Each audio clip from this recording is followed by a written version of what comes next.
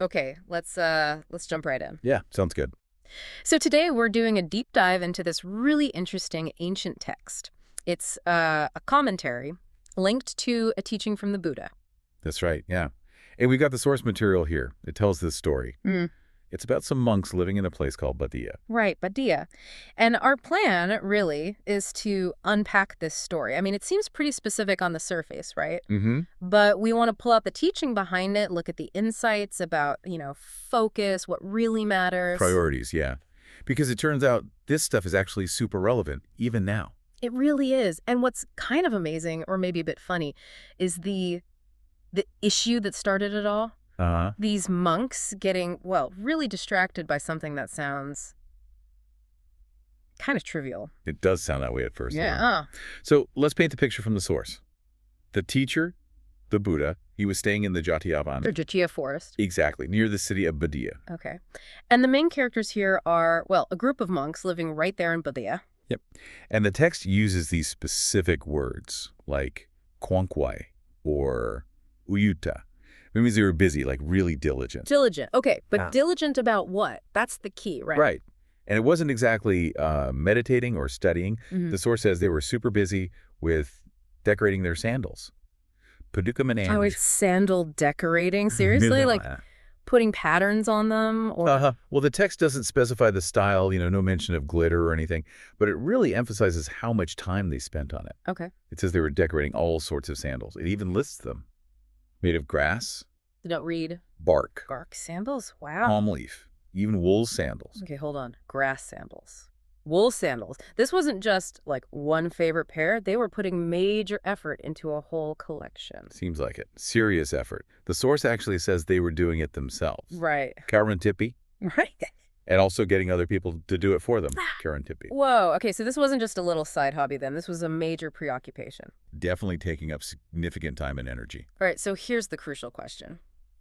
If they're pouring all this effort into, making their grass sandals look nice, Yeah. what are they not doing? What's falling by the wayside? And the source is very clear on that. Yeah. It spells out exactly what they were neglecting Okay. because of this sandal obsession. Which was? The core monastic stuff. It says they were abandoning udisa, that study, Yeah. and peripuche, asking questions, like inquiry. Okay, the learning part. Yeah. And also the higher training itself. Yeah.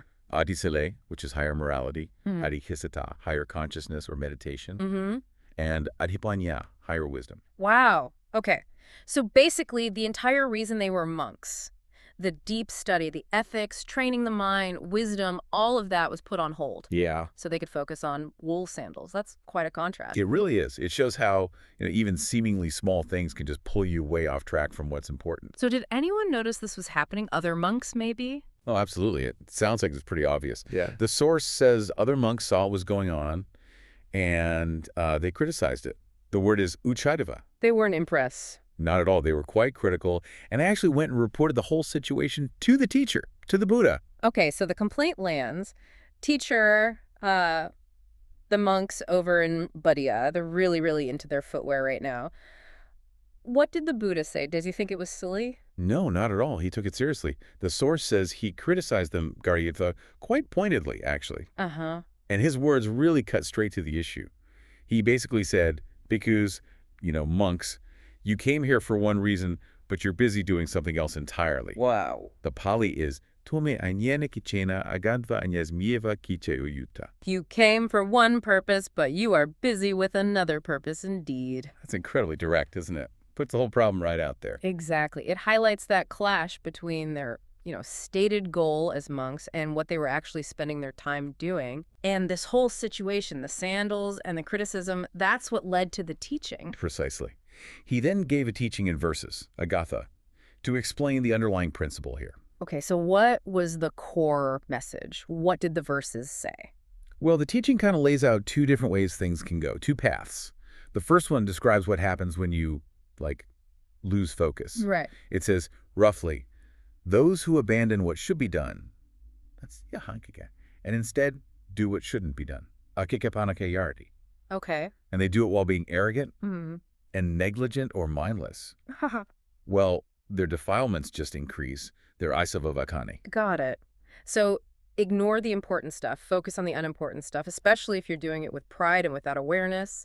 You just dig yourself deeper into problems. The inner obstacles get stronger. Exactly that. But then there's the other path. The second part of the teaching offers the way out. Which is? It says something like, but for those who keep mindfulness established in the body, kayagata sati, who are constantly doing what should be done, kechuesa sadakarino, Yeah. and they don't get involved in what shouldn't be done. Akikate nasavanti. Okay, stay focused. And they do this while being mindful and clearly comprehending. Satana sampajana. For them, their defilements come to an end. Atana kachanti asavati. Okay. So, the clear alternative. Focus on the main task, use mindfulness as your anchor, avoid the distractions, and do it all with real clarity and presence. Then those inner problems actually start to fade away. Yeah, it's presented as the direct route to, well, freedom from those issues. That makes sense. And you mentioned the commentary helps flesh this out. It really does. The commentary goes into these terms and gives us a much clearer idea of what the Buddha meant. Okay, let's get into that. So what is to be done? Kicca, what did the commentaries say that means for a monk? What was their actual job description, so to speak? Right, so the commentary explains kicca, the essential task, includes things like guarding their morality, like a whole code of conduct, living simply in the forest, observing specific ascetic practices, tutagga, which are meant to reduce attachments, Okay. and finding real joy and energy in meditation and cultivation, bhavanaramata. That's framed as their core practice. The whole point of being a monk, really. Right. The deep inner work and the lifestyle supporting it. Makes sense. So then the flip side, what is not to be done, Ikyak? Does the commentary give more examples beyond just sandals? It does, yeah. It defines akicca by listing other distracting, non-essential activities. Things like decorating umbrellas, Umbrellas, okay. decorating shoes or sandals, there's our main example again. But also decorating their alms bowls, their water strainers, water pots, even their waistbands and shoulder cloths. So it's not just fancy footwear, it's basically any kind of unnecessary fiddling with external things, even simple monastic gear, anything that isn't the core spiritual work itself. Exactly. It's about where you're putting your energy. And the commentary also explains those attitudes mentioned. Arrogant, unai. Yeah, what about that? It's explained as, like, lifting the staff of conceit, behaving boastfully, showing off. Okay. So the akicca, the distracting activity, it might not just be the action, but the attitude behind it. Like maybe the sandal decorating wasn't just for fun, it was about pride. Looking good. Yeah, that seems to be a key part of it, yeah. Commentary links the behavior to that mindset.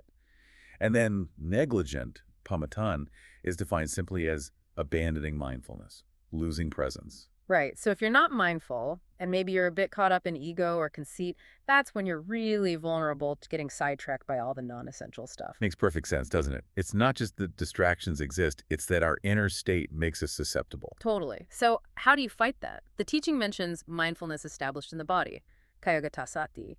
How does the commentary explain that? It defines that as the practice of contemplating the body, kayanupasana bhavana. So it's about being really aware of your physical self, sensations, posture, breath, staying grounded in the present moment through the body. Like using your physical presence as an anchor, so you don't just drift off into worrying about, well, sandals or whatever. Exactly. It keeps you present. And someone who does this is described as constantly doing satakagarino, the essential task. It implies persistence, sticking with it. Right. Perseverance. Not giving up on the main thing. And crucially, they do this while being mindful and clearly comprehending, satanta sampajana.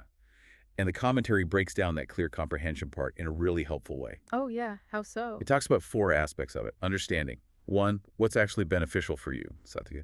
2, what's suitable for your path, sattva. Okay. 3, what fits within your chosen realm of practice or purpose, gokara. And 4, acting without delusion, asamo. Seeing things clearly. Wow. Okay. That's really practical. So it's not just being generally aware, it's having this like internal checklist running.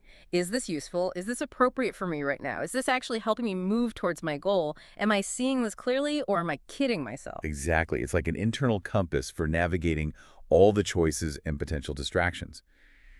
It's the tool for sorting kicca from akicca. That feels like the key to making it work. It gives you that discernment, that wisdom to choose the essential thing again and again, even when the non-essential seems more appealing or urgent. Mm. And when you cultivate that mindfulness and clear comprehension, the commentary says, again, the defilements come to an end. Athaigatanti asava. They just cease, Mm-hmm. dissolve. This whole ancient story, monks and sandals, it feels incredibly close to home today, doesn't it? Absolutely. These ideas of kicca and akicca, what needs doing versus what does, we deal with that constantly. Totally. You think about your own life, your real priorities, your important relationships, the work that actually matters to you. What's your kick-in? Your essential task. Mm-hmm. And then you look at where the time actually goes. The sandal decorating is such a perfect stand-in for all the modern kick-in, isn't it? Oh, definitely. Huh. The endless scrolling online, the busy work that feels productive but isn't, chasing status, getting lost in consumerism. Yeah, or even just, overly elaborate hobbies that maybe take away from core responsibilities or well-being.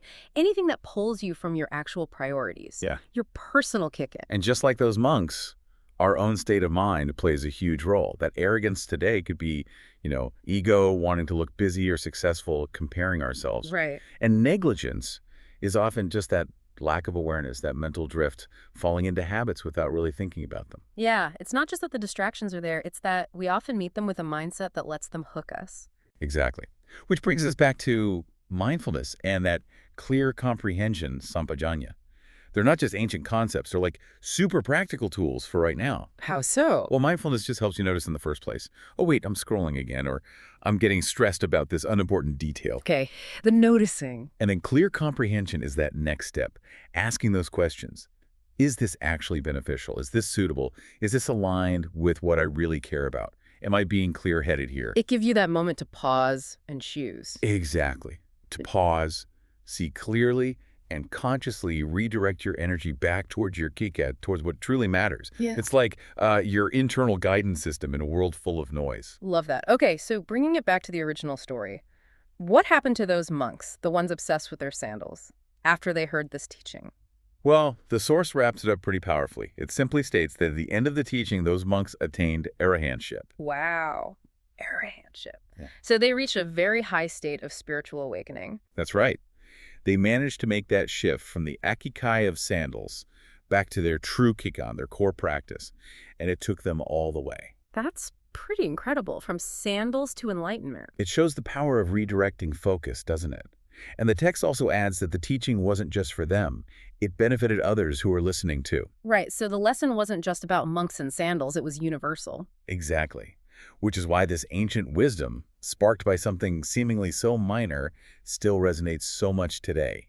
It's a powerful reminder. A reminder to, first, get really clear on our own priorities, our personal what is to be done. And then to be really watchful, really vigilant against all the different forms of what is not to be done that are constantly vying for our attention. And remembering that the tools to navigate this are actually quite simple, starting with that basic mindfulness, being present. And cultivating that clear, wise comprehension, that ability to discern what truly serves our purpose and what's just decoration. So maybe a good question for everyone listening to ponder as they go about their day. Yeah. In your own life right now, what is your kicca? What's your most essential task or purpose? What a kicca, what sandal decorating equivalent might be subtly pulling you away from it.